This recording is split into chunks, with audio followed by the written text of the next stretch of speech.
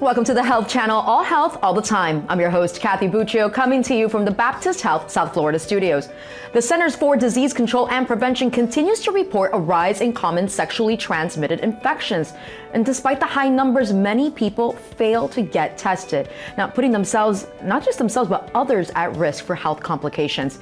And here to talk about this today are Doctors Victoria Bedell, Sarah Bedell, and Joanna Bedell, obstetrician and gynecologist at Baptist Health South Florida. Welcome back to the show, doctors. It's so great to have you. Yes, thank you for having us. And for our viewers out there, no, you are not, yes, you're not seeing triple. These are triplet doctors. And for the viewers who haven't seen you on our show, can you tell us a little bit of your story of how you got into this practice and what it is that you do on a daily? Yeah, everybody always wants to know. It definitely started, both of our parents are OBGYN, so I think we just had an early interest and were exposed to it pretty early on, and we all definitely decided sometime in high school that we wanted to practice medicine, and we continued to pursue it and just never looked back, I guess.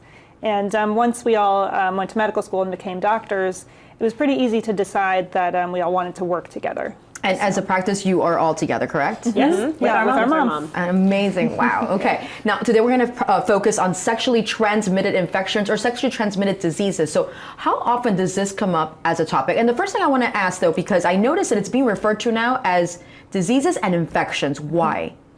It actually used to be referred to primarily as sexually transmitted diseases, but now infection. I think that's just because a disease sort of represents a disease state with a lot of symptoms and signs and things like that. And a lot of times you can have the infections without those things going along with it. And so infection is more of an all-encompassing term for it. Okay. And now how often is this topic coming up? Every day. Oh goodness, okay. In what capacity? In different ways. Some patients are there specifically, I want to get tested, I don't have any symptoms, but I just want to know.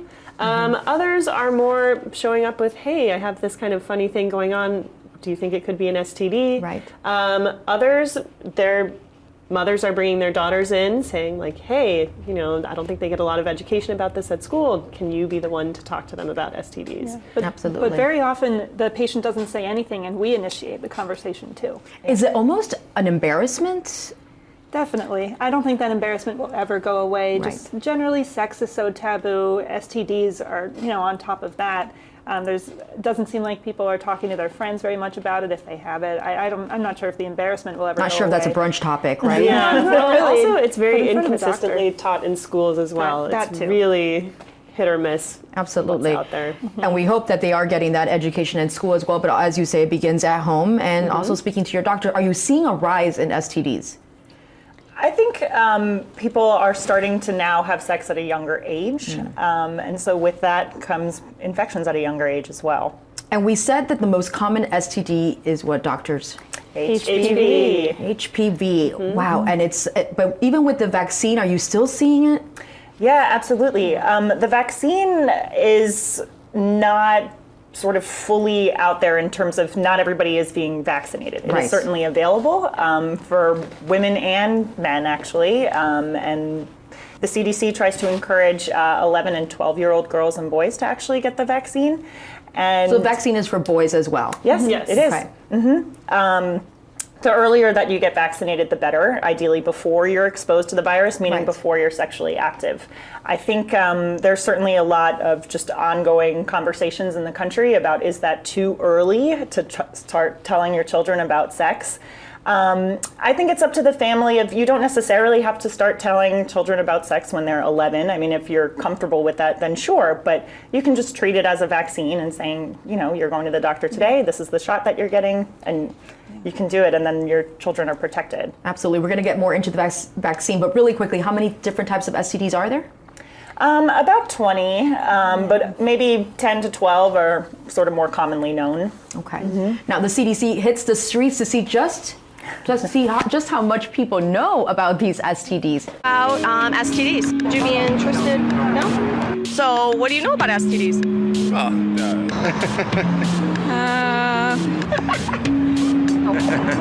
Like to talk about sex? Sure, why not? All right. Do you know what an STD is? A sexually transmitted disease. Okay. y'all know how you guys can get STDs? Yeah. Sex. What kind of sex? Unsafe sex. So what type of STDs are out there? Can you name a few? Not politely. Syphilis, chlamydia, AIDS and gonorrhea. herpes, HPV. Y'all know what HPV is? No? Sounds like a car. Sounds like a car. Do you know what some symptoms of chlamydia or gonorrhea would be? Nope, not off the top of my head. No. Do you know what genital warts look like? No, I don't think I want to.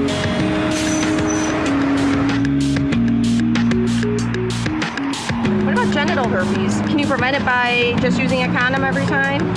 Don't know. I don't know. Can you get STDs from oral sex? That I'm not quite sure of. Oral sex, probably. Yeah. I believe you can get an STD from having oral sex, yes. So do you get tested for STDs? I do. How often do you think we should get tested? Every time you go hook up with a new partner. Do you guys get tested for STDs? I don't. No. Even if you're in a monogamous relationship, do you think we still should get tested? Yeah. Yeah? What is the key to sexual health? Being aware and having an open conversation with your partner. Do you have candid conversations with new partners about whether they have STDs? It's actually a taboo discussion. Nobody wants to talk about it. It's just something you have to talk about nowadays. Probably something that should be brought up right away. Is it awkward to have that conversation with a partner about protection, sexual responsibility? It shouldn't be, really. Yeah, It really shouldn't be. It's not a comfortable thing, but something that you definitely have to do. And as we get into our discussion, I want to take a moment to let our viewers know that you can give us a call and join the conversation, ask a question. That's 855-796-4475. We are standing by. That clip was really astonishing, but also not so surprising because so many people really don't know. And I think it's that feeling of, well, if it doesn't happen to me, then why do I need to know about it, right? Right. Yeah, Right. and if I feel okay, then everything must be okay. Exactly. How often do you notice that in your office as well? As you said, sometimes it's you initiating that conversation Right. with patients. All the time. And I think patients don't necessarily realize that just having a normal exam one day doesn't mean that everything's totally okay. And Right. usually, sometimes a year goes by before you see a doctor, especially if you're healthy. So that's a long time for things to happen and change. And very often STDs are completely asymptomatic. Right, and it seems to be that there's so many misconceptions as well. So what are some of the most common misconceptions you may hear when it comes to STDs? Yeah, absolutely. People think if they're getting a pap smear that is some all-encompassing test for everything, and Right. that's not true. A pap smear specifically can look at HPV and changes on the cervix, but it actually does not check for any other STD. Right. A lot of the additional testing, you need blood tests and things like that to make it a full testing. Absolutely, and once we saw in the video as well, they felt, well, if you can only get it this way, or if I wear a condom, then I'm fine. So that's not true. Right. Very often it's a common misconception that you can't get STDs through oral sex or anal sex, but that's not true. At what point does an STD become a bigger issue? Really, if it goes for a long time being untreated, certain STDs can have really serious long-term consequences like cancer, chronic illness. I think everybody generally knows about HIV, but infertility as well. Infertility is a big one that we see, and also organ damage, as you said. How? Yeah. Hepatitis. Hepatitis, is a serious infection of the liver. HIV, especially if untreated for a very long time, can have consequences in the brain, heart, you name it, any organ in the body pretty much. Yeah, and syphilis as well. Wow, this is something definitely that patients need to talk to their doctors about and get tested. So is there anybody else who's more likely to get an STD? Do you see that more in women and men, or? And everybody's vulnerable.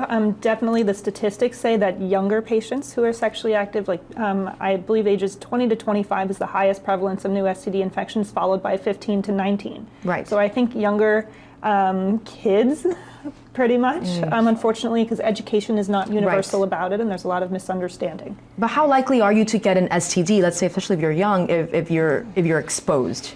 Do you always? Right, so that depends on a lot of things. Some STDs are more contagious, let's say, than others. Certainly if you're in a non-monogamous relationship or if your partner has multiple partners, that puts you more at risk. Certainly not having protected sex with condoms obviously puts you more at risk. And technically with every sexual encounter, even if it's just sometimes just genital touching, not necessarily intercourse, puts you at risk for contracting an STD every time. Now, don't forget, if you have a question, call. That number is 855-796-4475. Now, here we have someone who never thought she would have an STD and even HIV. So how common is that people don't even know that they may be carrying something? That's incredibly common. That's typically how it happens, actually, because initially most STDs, you don't have symptoms. Only after sort of months and actually sometimes years. But why for so long? How can they go undetected for so long? Because they don't generate symptoms right away, or at least the majority of STDs do not. How long would that take to see the first sign of symptoms? Sometimes 3 to 6 months before a test even turns positive. Yeah, it's unfortunate for HIV. So you could go have an STD test, let's say, comes back negative. Maybe 3-6 months later, you go take it again, and it may show if it was there, but it was. That's more specific for things like HIV, hepatitis, syphilis. Others show up pretty immediately. Okay, like which, and what are the symptoms for that? Like genital herpes, within a few days of exposure, typically is when you start feeling tingling and then an actual sore on the genitals. Okay. Any other ones that may exhibit symptoms early on? Gonorrhea and chlamydia, sometimes, if untreated, can cause pelvic pain or a change in vaginal discharge or color. That's usually within a few days or weeks of exposure. And usually they come in not knowing or saying, oh, I have this discharge or this is going on. Maybe it's a yeast infection, maybe. Exactly. And then it's something else. Exactly. Wow. Okay, so let's talk about what puts someone at risk, starting with unprotected sex. It almost sounds redundant to even say, but obviously that's number one, correct? Right, and that does need to be said. And it is with every sex act, during the entire sex act is when a condom needs to be used or some other form of barrier protection, even with oral sex, condoms with oral sex, and there's a device called a dental dam that can be used over the female genitals. Other risk factors that you have up here, sexual contact with multiple partners, obviously, that just gets you exposed more frequently. Having an STD in the past, certainly if you're still with a partner that's had STDs in the past as well. Substance abuse and drug use, of course. You're in sort of a different state of mind when that's going on, less likely to use protection just because you're a little bit mentally incapacitated when that's happening. And IV drug use also puts you at risk of being exposed to other people's body fluids as well, blood, different secretions, sharing needles. I want to talk about the testing. If a patient comes in and after having a conversation, they speak to you about their sexual history, do you encourage testing, or you say this person might be a candidate for an STD test? Yes, Absolutely. definitely. Patients who are 25 and younger, because they're at the highest risk age group for specifically gonorrhea and chlamydia, it's more or less mandatory, as best as we can make testing mandatory, that they have gonorrhea and chlamydia screening. And usually that kind of opens the door. I typically tell patients, hey, you feel great today, even if you're not having any symptoms, you should have this test. Are you interested in any other testing that can't be detected by just the urine or just a vaginal swab? And very often patients say, oh, sure, test me for HIV and hepatitis and those kinds of things. So that's helpful. We briefly touched on the different types of testing. So can we go over them again as to what kind of testing is done and what works? Yeah, it depends on the STD. Okay. Gonorrhea and chlamydia can be tested either directly from a Q-tip test or actually in the urine, so it's even easier for patients to get tested. But other STDs like syphilis, hepatitis B and C, and HIV are all blood tests. Herpes that can only be detected by directly swabbing an ulcer. Okay. Otherwise, there's no perfect blood test for herpes. That's a big misconception. Okay. And HPV can be detected through Pap smears. Pap smear. Cervical screening. I want to touch on that Pap smear again because I think that's a really big misconception that we briefly mentioned, which is that, oh, I'll have a Pap smear, then I'll know if I have an STD or not. But why is it that other STDs can be picked up with a Pap smear? It's because it's just a specific test for that one HPV only. Okay. And it's really just the way that the virus works. Like one test just tests for one thing.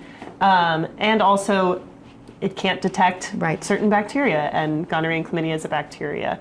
And also similarly with herpes, an HPV or a pap smear test can't check for that because that specifically needs to be run in a culture. Okay. So it's just kind of different lab modalities, but unfortunately it gets confused all the time. Like, oh, my pap smear was fine, I must be okay. That generally means I'm healthy and don't have STDs. Okay. Now, the most agonizing part would probably be waiting for the results of these tests. Which they should probably just give them to you at that point, but obviously that doesn't happen. Right. So what's the next step? So if you're waiting, how long are you waiting for? And then what happens if you are positive? So typically all of those tests take about a week to come back. Okay. The longest week of your life. Right. Yeah, I'm sure.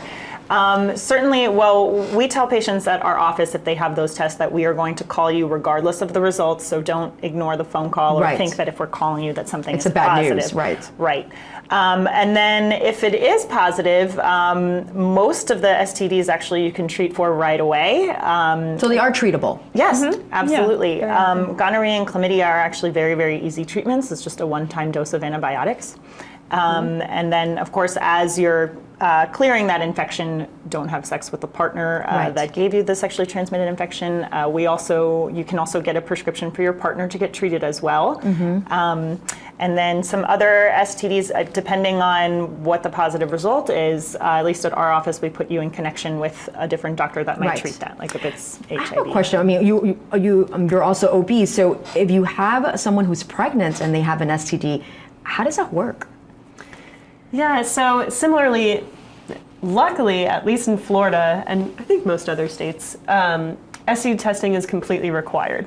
Okay. You can't opt out, really. It's considered standard of care to be checked multiple times throughout pregnancy for STDs, and that's because very serious infections like hepatitis, syphilis, and HIV can cause, well, of course, if she's with the pregnancy, but can it cause complications with the pregnancy? It can. And we also, as OBGYNs, if any of those tests come back positive, let's pick HIV for example, we take efforts to get the patient treated in the pregnancy to decrease the risk of transmission to the baby. And things like syphilis that can cause congenital abnormalities in the baby as well. So it's actually. And is it often that the pregnant moms don't know that they have anything, or some of them do know? Yeah, some do. Well, genital herpes also, if you're having an active outbreak leading up to the delivery, that can cause very serious brain infections for a child if exposed.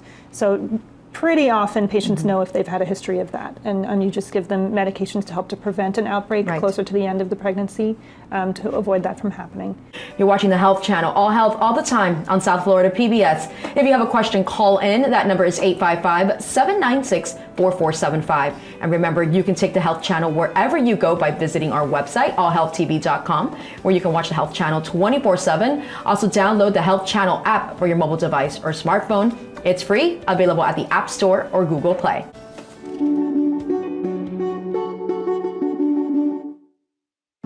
If 855-796-4475. Now, today we're talking about STD diagnosis and prevention, and one doctor says protecting yourself from a sexually transmitted disease can mean protecting yourself from a sexually transmitted cancer. Yes, let's take a look. No matter how careful you think you've been, you've probably had a sexually transmitted infection at some point. In fact, human papillomavirus, or HPV, is so common that almost every single one of us will get it at some point in our lives. Most of them will resolve that infection, but many will not. They will be left with untreatable genital warts, or later in life develop a whole variety of cancers as a result of that viral infection. But there's a vaccine that's extremely effective at preventing HPV. Until recently, only young people up to the age of 26 were able to get the vaccine. But Dr. Gregory Poland, head of the Mayo Clinic Vaccine Research Group, says that recently changed. Now that has been extended up to the age of 45. And it's not just HPV you'll be protecting yourself from. This is a vaccine, I like to tell people, against sexually transmitted cancer. That's its importance. And we're going to be talking more about HPV because it is so common. But again, how common is it for those of us that are tuning in right now? Incredibly. I think the statistic now is that up to 80% of people by the time they reach age 50 will have had the virus at some point. Wow. Yeah. And some may not even know they have it. Right. for sure. Has it always been so common? I feel that this is in light of recent years, or maybe we just never talked about it. I think so. I think it always has been that common. We just weren't detecting it. Not even in the last 10 years, we've started more routinely adding HPV testing to pap smears and really discovering that essentially all cases of cervical cancer are attributable to HPV infection. Okay, so how does someone even begin to know if they have HPV? Keep up to date with your pap smears. That's it, right? The pap smear. Yeah, that's really it. Because there's no symptoms, really? No, actually, no. No, if you have genital warts, then that's clear. But genital warts, that type of HPV is not going to cause cervical cancer. So even if you have genital warts, you should definitely still get pap smears. Okay, so let's get a closer look at the health problems that someone can have due to HPV. As we said, genital warts. That is probably the only symptom, and not everyone gets it. Right, correct. Okay, and cervical precancer and other cancers. Can you explain that one a little bit as to why?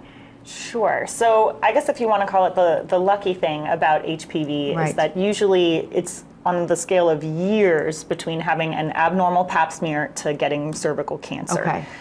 Usually it's a step-by-step progression. A lot of times it doesn't necessarily always go forward and lead to cancer. Your body can help fight the virus off, and so the abnormality can become less severe and then disappear. Okay. That's actually typically what happens, is most people just get a transient HPV infection, and then if you have a robust immune system, which most people do, they're healthy, the virus clears. But because it's so common, you're likely to get exposed to it again.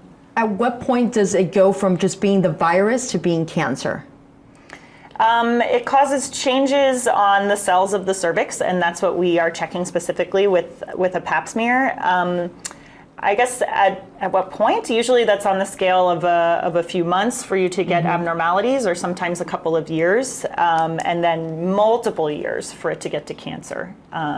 Typically, that's how it goes. Now, one woman shares the story of her diagnosis and her message to other mothers out there. Let's watch. My husband and I had always talked about 3 being a nice number. I am one of 3, and I thought it was a lovely way to grow up. And my son was just a year old when I was diagnosed with cancer and learned that I would have to have a radical hysterectomy. So that was really, really difficult for us. I feel very, very fortunate for the family that we have, but it took us a long time to accept the fact that we would not have the family we envisioned.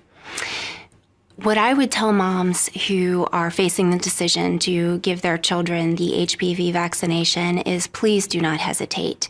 It offers such great protection, and if you can spare your children the pain and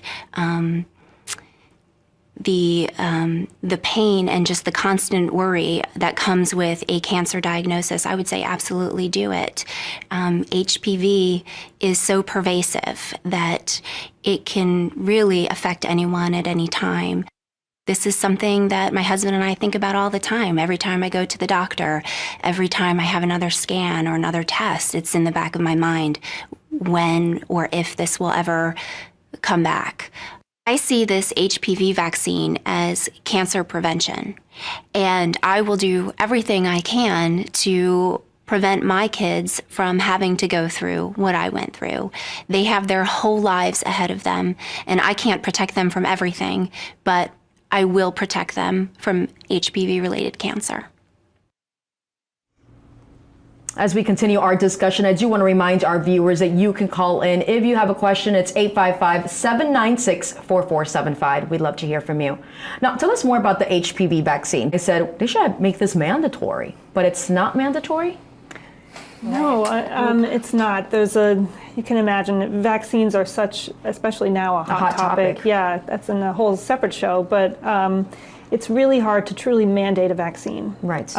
Especially for something like this, where I think there's a lot of confusion. Well, this is going to encourage my 9-year-old to become sexually active, and that, over many different types of studies, has not been proven, and is kind of the opposite. Right. But it's an uphill battle for some reason. Yeah. So how does the vaccine works if you don't have HPV. You can't get the vaccine, correct, if you already have HPV? No, not true, actually. Oh. The vaccine now at least covers 9 different strains of HPV. Okay. There are probably around 100 to 200 different strains of HPV, but it specifically covers the ones that are most likely to cause genital warts and most likely to cause cervical cancer. Okay.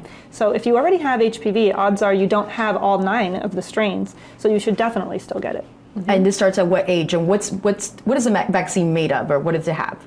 You can start as early as age 9. It recently was actually FDA approved up to age 45. I think insurance is a little slow to catch on, but eventually it will be cost effective for up to age 45 to receive it. And the vaccine is made of a non-active, non-live viral particles, just a small piece of the virus that is injected once over 6 months. You get 3 vaccines. And that stimulates your immune system to build antibodies against the virus. So 3 vaccines total that you get. Okay. Any risks or side effects to getting that vaccine? Really? No. Yeah, minimal. Really not. Patients complain not that it's the most HPV. painful. That's why. Exactly. Right. Exactly. Oh, I know. Yeah, there's really almost no reason not to, in my opinion. And this is how you cure cervical cancer. Right. For absolutely. Sure. I want to ask you a question because I think about the HPV vaccine and the similarities. It's that say, when you get a flu vaccine and there's certain strains, but it doesn't necessarily mean, let's say if it covers those 9 and you have another one and then you have someone saying, well, I got the HPV vaccine, I shouldn't be getting HPV. But that's not the case. So if you get one of those 9 strains, you can still get that strain of HPV. Right, absolutely. Okay. But is that something that's going to change in the future where they add more strains? How does that work? So I would imagine that if it appears that different types of strains are causing cervical cancer, that probably will lead to a new vaccine in the future. Yeah, the vaccine initially came out just covering 4 strains in 2006, and now, it's upgraded to 9. That's amazing. So you mentioned this is a hot topic in your office as well. So what other concerns are you getting from patients? And I'm going to assume a lot of it is parents as well. As you said, they fear whether it's the birth control or whether it's a HPV vaccine, that it was only going to make their daughters or their sons want to have sex at an early age. Right. Well, or at least I always use that as a way to say, well, the best time to do it is actually when you are not having sex. There's nothing in the vaccine that will make you, that will increase your sex drive. Right. So even if you're not sexually active now, that's actually the best time to do it. And that shouldn't be an argument. That should be a reason to go get it done before you're exposed. Absolutely. And another question I had is because you always assume, okay, it's an HPV vaccine, so it's for the females. But actually, these vaccines are available for men, boys as well, correct? Yes, which is great. I think it is time for men to take a little bit more responsibility. Absolutely. Also, because men truly have no symptoms whatsoever from HPV, well, of course, besides genital warts. Right. But they are the carriers for the virus, and this is a way to decrease that likelihood. Now, where would they get the vaccine? At their doctor's office? Yeah, And they as well? General practitioner, pediatrician. Or certainly they could come to our office. Right. We'll take them, right? Do they start as early as 9? Can they start as early as 9 as well? Yes. Same age recommendation. Same 3 doses as well. Amazing. Thank you. Okay, so there are plenty of ways to prevent STDs, we just heard. Now we're wrapping up our discussion on STDs, and we've been talking about how the numbers are on the rise. Now, what needs to get done for these numbers to come down? Does it start with education?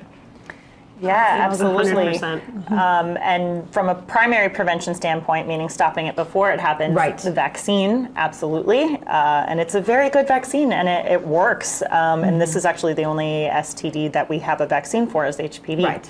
And then in terms of secondary prevention, just like we've been talking about, using protection, like condoms, every time, all the time. Let's talk about that. I want to talk about the different ways that we can prevent, and number 1 on that list is condoms. Right. Part of the problem with condom use is that people don't use them consistently, or not correctly, too. Right. It needs to happen before genital contact takes place and during the entire sex act. Getting vaccinated, like we talked about, of course, getting tested, that requires a doctor visit.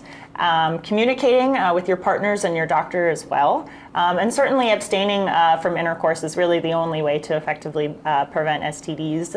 But sometimes people think that genital touching is okay, but there are certain STDs that can be spread just by contact. Absolutely. Including HPV. Including HPV. Interesting story I have, because you said one of the main believe it or not, is that someone doesn't know how to put on a condom. And in high school, we would take the sex education classes. And I remember choosing, there was a nun, one of our nuns teaching, and the other one was a regular teacher. And I said, oh, I'm going to get more from, I didn't think. And it was actually in the nun's classroom where she taught all the students how to apply a condom on a banana properly. And I learned nothing of that in my sex education class. So, but I think it's very important for school as well to have these educations, because I think those are not the days of just abstain anymore, unfortunately. So I think more of that needs to go. Do you have that often when parents say, well, just don't have sex? Yeah, I mean, I guess that's a good dream to have, but not realistic for a full lifetime. So at some point they need to learn and might as well start early, make that a comfortable conversation. Absolutely. Sort of a constant evolving conversation too. It's part of life. Absolutely. And if parents are uncomfortable, then it can't stop there. Find somebody who you want, hey, please talk to my children for me. I'm uncomfortable, whether that's a doctor, a provider, a family friend, a relative, a teacher, Just get a little creative with it, because that issue is never going to go away. Absolutely. Great tips. Now we have a caller. We have Sandra from Lakewood. Hi, Sandra. Are you with us? Yes, I have a question. Go ahead. I heard the limit for HPV vaccine is 46 years old. If I'm 49, why is it that it's too late to get it? So the recommendations have changed right now to include women and men up to age 45. It depends on your sexual practices in terms of how at risk you are for contracting the virus. I mean, certainly if you're in a married monogamous relationship or any type of monogamous relationship, the risk that you will contract HPV is actually pretty low. So vaccinating patients after age 26 is an individual conversation with your doctor. And then past age 45 would be a conversation with your doctor as well to see if it's appropriate for you. Does that answer your question, Sandra? Yes.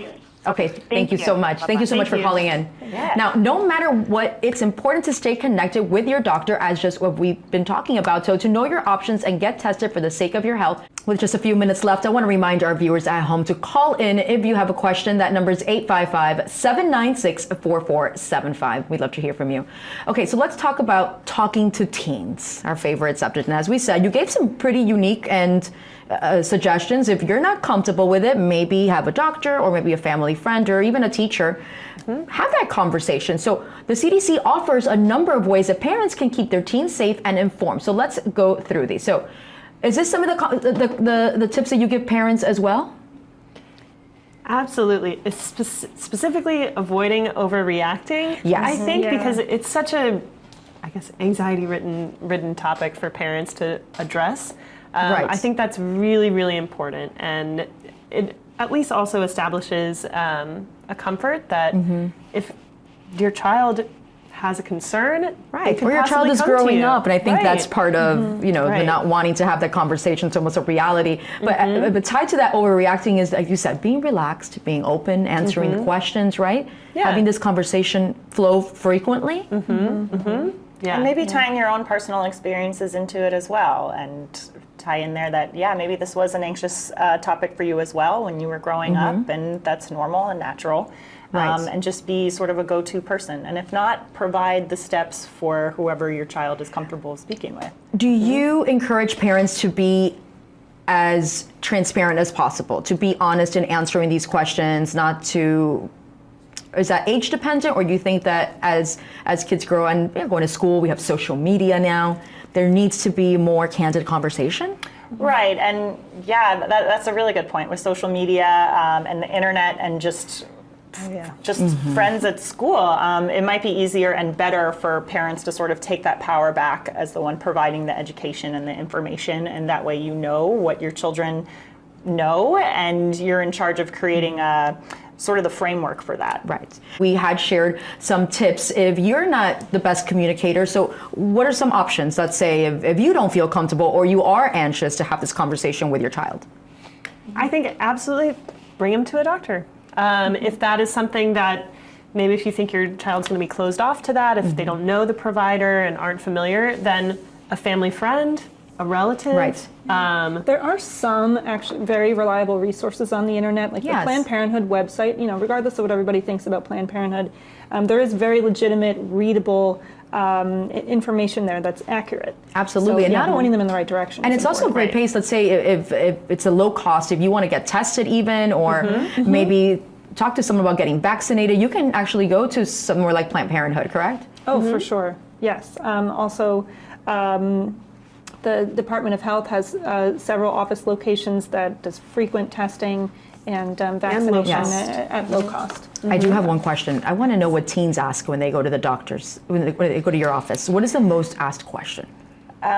In terms of sex, Yes. a lot of teens actually have questions if their genitals look normal, but mostly what the symptoms are. Is the discharge that they're having normal, or is that an STD? Okay. If I'm only having sex once a year, am I at risk?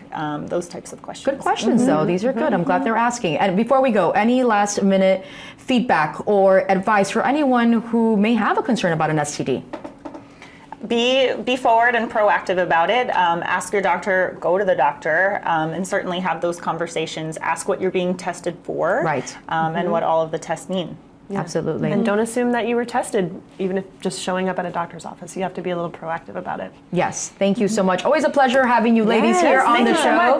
That does it for us this hour. Be sure to join us next time on the Health Channel. All Health, all the time on South Florida PBS. Follow us on social media at All Health TV, hashtag All Health TV. And you can also visit our website, allhealthtv.com, where you can watch videos from previous episodes. And also download the new Health Channel app if you haven't done so already for your mobile device or your smartphone. It's free, available at the App Store or Google Play. I'm Kathy Buccio. We'll see you next time.